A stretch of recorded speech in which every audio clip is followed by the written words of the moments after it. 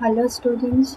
अभी तक हमने ये देखा है कि डिस्क्रीट डेटा में, इंडिविजुअल डेटा में, कंटिन्यूस डेटा में आप क्वार्टाइल्स कैसे फाइंड आउट करते हैं। आज हम ये समझने की कोशिश करेंगे कि डेसाइल्स कैसे फाइंड आउट करते हैं इंडिविजुअल डेटा में। तो पहले ये समझते हैं कि डेसाइल्स होते क्या हैं। Deciles are 9 values that divide assorted data into 10 equal parts, with each part containing 10% of the total observation. इसका मतलब जैसे क्वार्टाइल्स आपके डेटा को 4 इक्वल हिस्सों में डिवाइड करते हैं, वैसे ही डेसाइल्स आपके गिवन डेटा को कितने हिस्सों में डिवाइड करते हैं, 10 इक्वल हिस्सों में डिवाइड करते हैं। जब हम क्वार्टाइल्स की बात करते हैं तो हम क्या बोलते हैं कि हमारे पास एक लकड़ी का टुकड़ा है, हमें उसे 4 हिस्सों में काटना है। तो हम कितने बार काटते हैं, 1, 2 और 3, और हमें 4 टुकड़े मिल जाते हैं। वैसे ही हमारे पास एक लकड़ी का टुकड़ा है, हमें उसे 10 इक्वल हिस्सों में बांटना है। तो हमें कितनी वैल्यूज मिलेंगी, 9, 1, 2, 3, 4, 5, 6, 7, 8 एंड 9। तब जाके हमें क्या होगा, इस लकड़ी के टुकड़े के 10 हिस्से मिलेंगे। इसके अलावा आपको एक और चीज याद रखनी है, that is D5 is equal to median. जैसे क्वार्टाइल्स में हमने पढ़ा था कि Q2 इज मीडियन, वैसे ही यहाँ पे D5 क्या होता है, हमारा मीडियन होता है।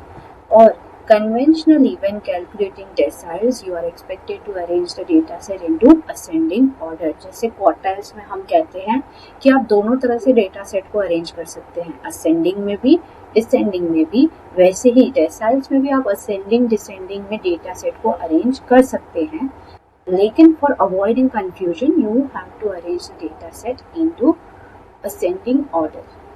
To understand deciles, how to find deciles in a given data set, let's see this example. A student score on 15 quizzes are this. हमें decile ढूंढना है 1 और decile ढूंढना है 3।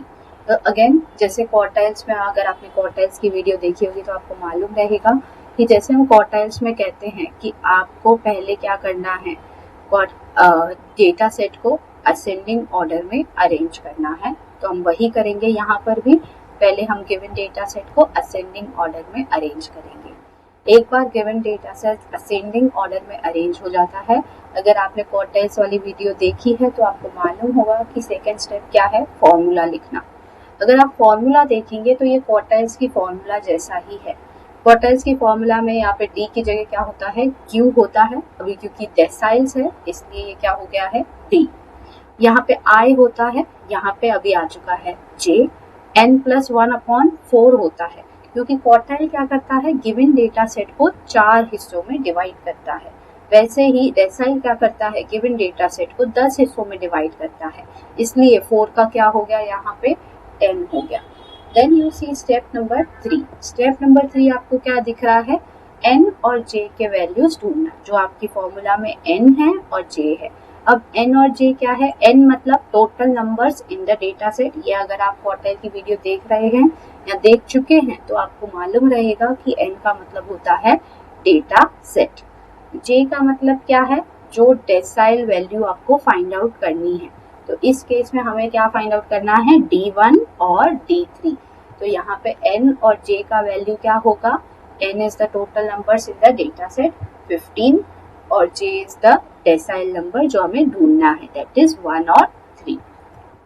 इसके बाद आता है स्टेप नंबर 4 कि आपके पास n और j का वैल्यू आ गया है, तो आप उसे क्या करेंगे, फॉर्मूला में पुट इन करेंगे। तो फॉर्मूला में पुट इन करते टाइम आपको क्या दिखेगा, D1 is equal to size of 1 into कितने हैं टोटल नंबर्स हमारे पास, 15 + 1/10, दैट इज 16/10। 16/10 क्या हो जाएगा, 1.6। तो D1 इज इक्वल टू 1.6। अब हमें यह हमेशा से मालूम है कि ये कैसे सॉल्व करना है, अगर आपने क्वार्टाइल्स का वीडियो देखा है। अगर आपने क्वार्टाइल्स का वीडियो नहीं देखा है तो वो वीडियो देखिए टू अंडरस्टैंड इसको हम कैसे सॉल्व करेंगे। ये 1.6 is nothing but observation between 1 and 2। ठीक है, तो observation 1 is 8 plus 0.6 in the bracket 15 minus 8, तो हमें आंसर मिलता है 12.2। In the similar way we will find out D3। and you will realize that D3 is the size of third observation, and n की जगह पे you will write 15, 15 plus 1, 16, 1.6, 1.6 into 3 is 4.8. Again, 4.8 is nothing but the observation between 4th and 5th, right? So then what we will do, 12 plus 0.6 into 18 minus 12. So you come to this conclusion, that is 16.8. If you are not aware how to solve this, please refer quartiles video.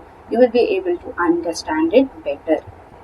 Now, what are the key takeaways, key things you should remember? Now, following are the steps of finding decile. Arrange the data set into ascending order.